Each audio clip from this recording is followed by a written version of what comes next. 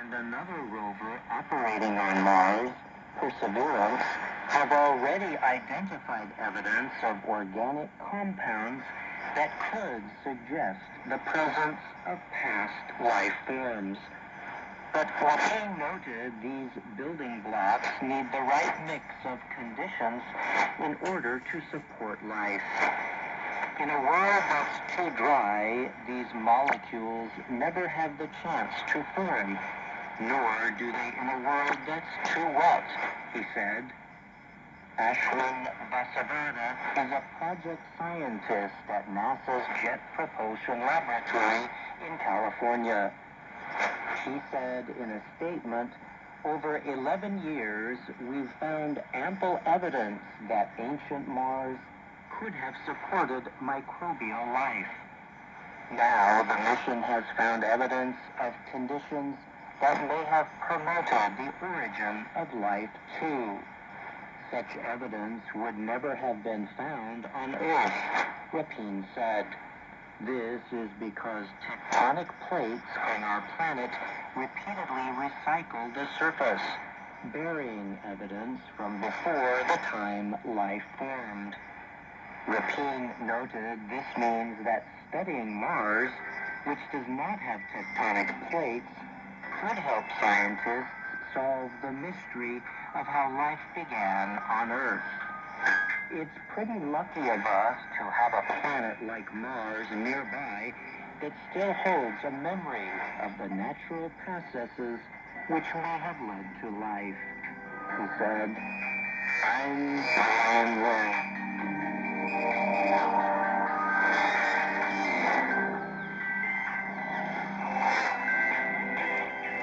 Brian Lynn joins me now to talk more about this week's Science Report.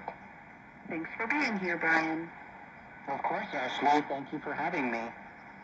Your report this week described newly discovered evidence that ancient Mars experienced both wet and dry climates.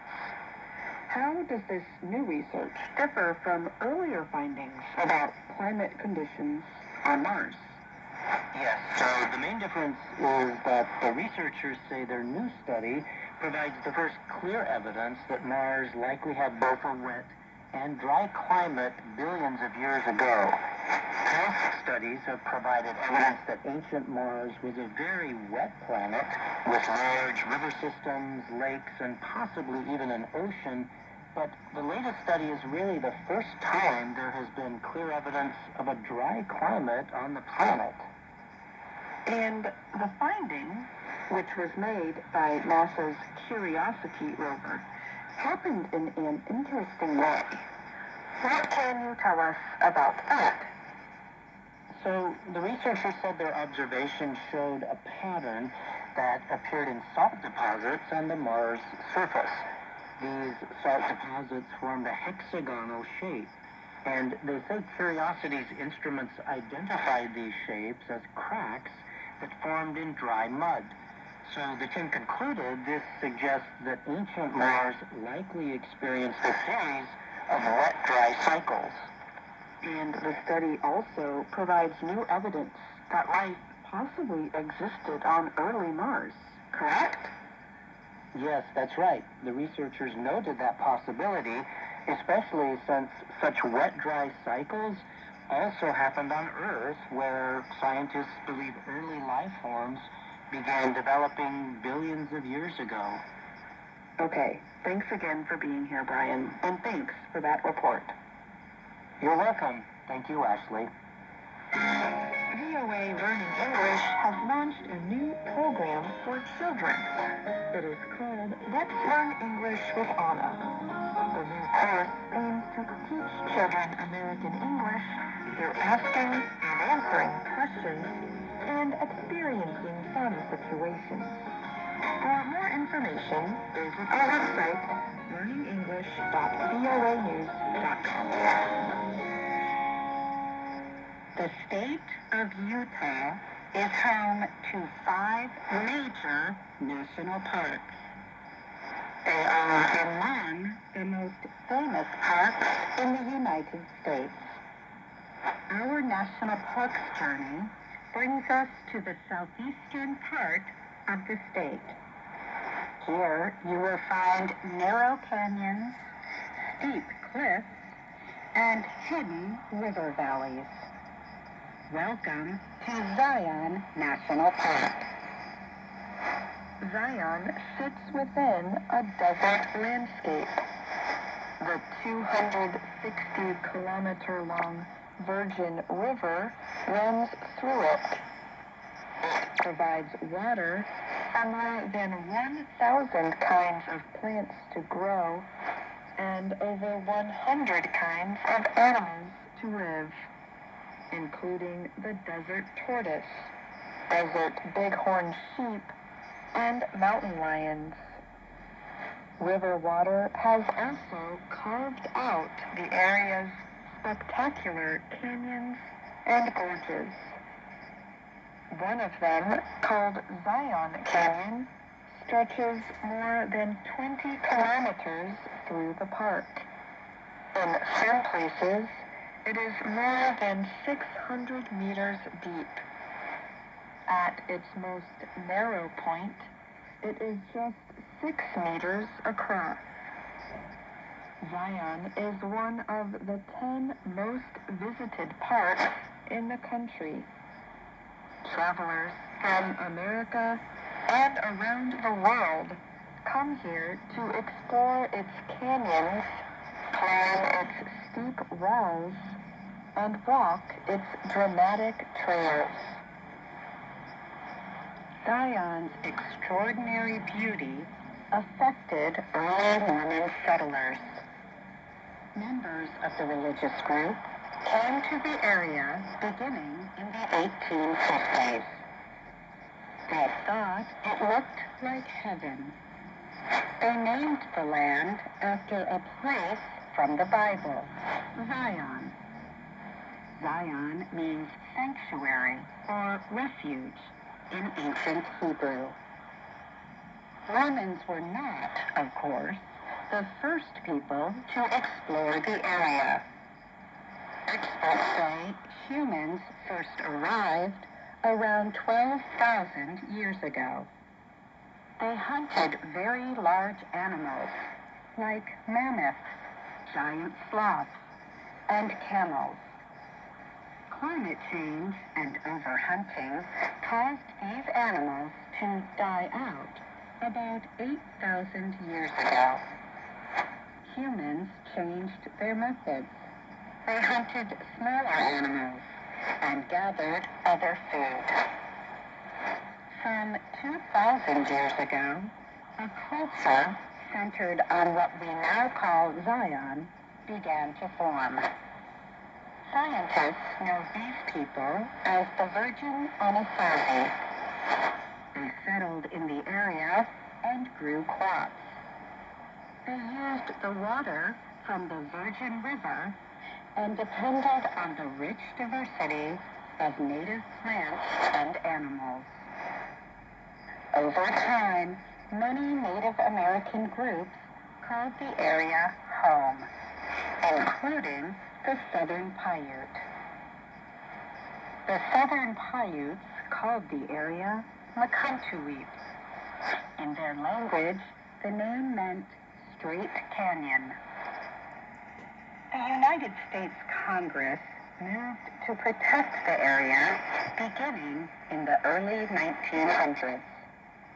In 1909, it became a national monument. It was called Makuntuweap National Monument. President William Taft established the national monument.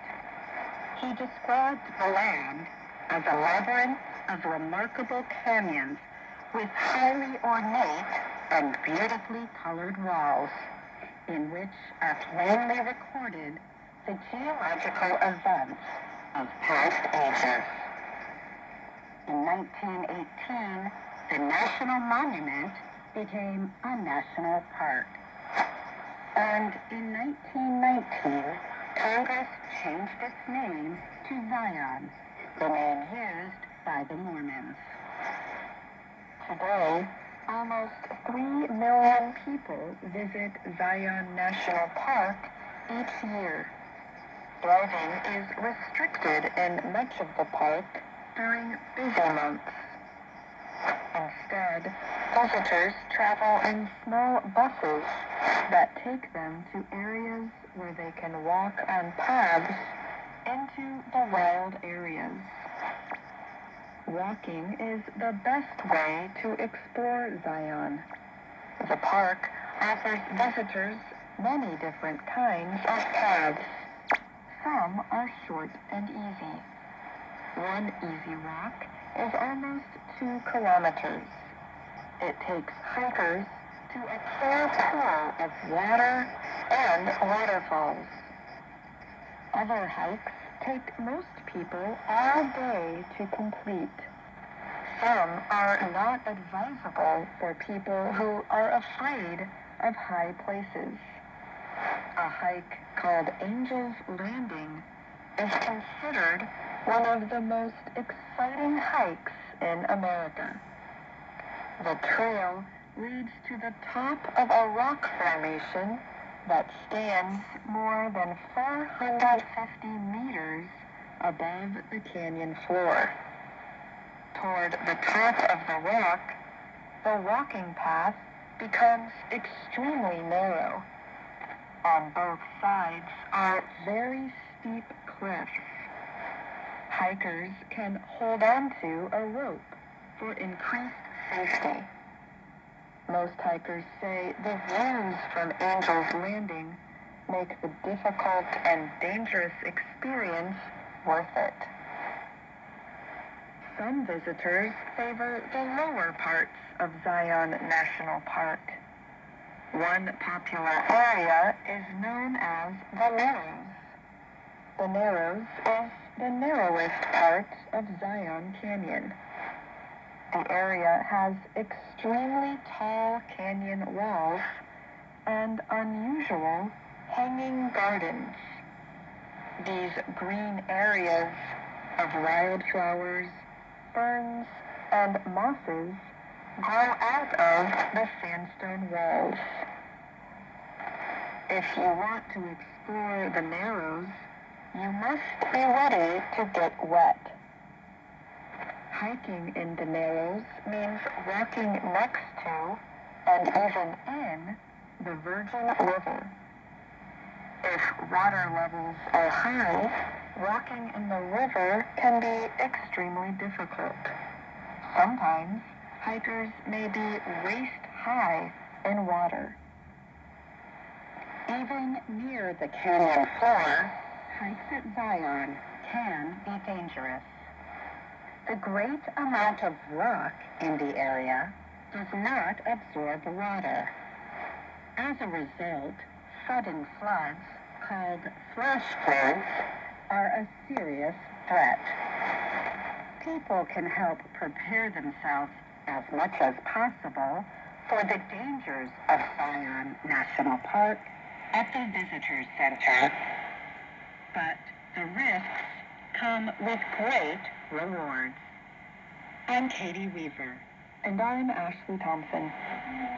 And that's our program for today.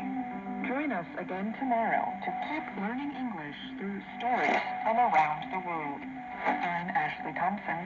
And I'm Dan Novin.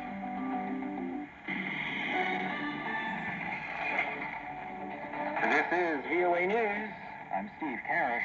2 people were injured in Moscow on Monday when debris from a Ukrainian drone destroyed by Russian air defenses fell on a house. This according to the regional governor. Russian officials said that Ukraine launched a drone attack aimed at the Moscow and Kaluga regions. The aerial assault temporarily disrupted flights at several Russian airports. Service later resumed. Ukrainian President Volodymyr Zelensky was in Denmark on Monday, where he thanked Danish lawmakers a day after Denmark and the Netherlands announced that they would provide Ukrainian forces with U.S.-made F-16 fighter jets. Tropical storm Hillary made landfall on Sunday in Mexico's Baja California, weakening as it moved north into California and Nevada. The storm forced the cancellation of flights in Los Angeles, San Diego, and Las Vegas, while schools in Los Angeles and San Diego were closed on Monday. California Governor Gavin Newsom declared a state of emergency to help with response and recovery efforts. Karen Bass is mayor of Los Angeles. The city has opened the most emergency temporary shelters for unhoused Angelenos experiencing homelessness to provide relief from extreme weather since at least 2020. U.S. President Joe Biden said his administration stood ready to provide assistance to California, Nevada, and Arizona. Chinese stocks hit 9-month lows and the yuan tumbled on Monday. This as efforts by authorities to revive demand failed to excite investors who are becoming less confident in Beijing's ability to restore momentum in the economy. A smaller than expected cut in a key lending benchmark also disappointed markets. From Washington, this is VOA News. A former nurse in England has been sentenced to life in prison for killing 7 babies and trying to kill 6 others. AP correspondent Donna Warder reports. The life sentence was given today to Lucy Letby, who served the most severe sentence possible under British law. The 33-year-old woman worked as a neonatal nurse at the Countess of Chester Hospital. During the sentencing hearing, parents of the babies read statements about the devastation Letby caused by her crimes. But Letby was not present for her sentencing, which is allowed in British courts. Senior doctors said over the weekend that they had raised concerns about Letby 4 months after the infant deaths began, and said that more children might have been saved had hospital managers taken their concerns seriously. I'm Donna Warder. The recent fire on the Hawaiian island of Maui was the deadliest wildfire in the U.S. in over a century, killing at least 114 people. As AP Washington correspondent Sagar Magani reports, U.S. President Joe Biden and the First Lady are visiting Maui today. They'll meet with survivors, first responders, and officials while visiting Lahaina, a historic town virtually destroyed by a disaster whose full impact and death toll remain unknown. Imagine being a mom or dad, wondering where your child is. Imagine being a husband or wife, a mother or father. It's really tough stuff. The president last week pledged Hawaii will have all the federal aid it needs. He'll tap a FEMA official to head the long-term recovery effort. Sagar Magani, Washington. In South Sudan, after nearly 4 months of civil war, a new problem for people there. VOA's Henry Wilkins says there appears to be a measles outbreak, but little government infrastructure left to deal with it. Those fleeing Sudan's nearly 4 months civil war are arriving in neighboring South Sudan with a high incidence of measles, which can be serious, even lethal for small children. One patient told VOA. Medical care in South Sudan is generally good, but doesn't compare to Khartoum before the crises. We've endured pain and are not in good health. Medical experts believe there is a major outbreak of measles in Sudan, but because of the war, the country no longer has the lab capacity to detect an outbreak. The inability to detect a measles outbreak is just one symptom of Sudan's collapsing medical system. Hospitals have been destroyed in fighting, and insecurity makes it difficult for hospitals still standing to operate. And we welcome to the VOA News, Freq, South Sudan. Canada is sending armed forces to tackle fast-spreading wildfires in British Columbia. Reporting from Washington, I'm Steve Karish, VOA News.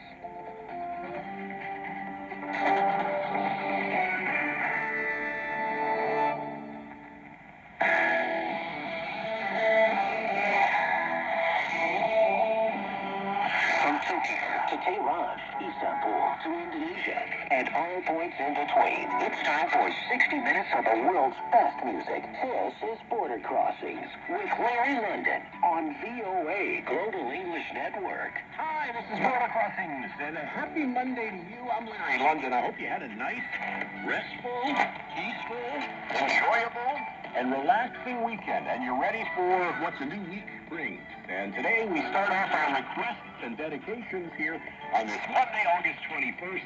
We've got songs coming up for fans of Mariah Carey. We've got a request from her. Michael Jackson, some of the legends in music. Bob Marley, there's another legend. They're all right here. The legends live on Border Crossings. I'm Larry London. I thank you for joining us. If you want to call in, it's 202-619-2077. You can also email bordercrossings@voa.gov. And let's start things off right now with Ezra Leonk's request. Ezra joins us in Nairobi, Kenya, and requested songs from Beyonce. This is off the Renaissance album. It's called Break My Soul, right here on Border Crossings.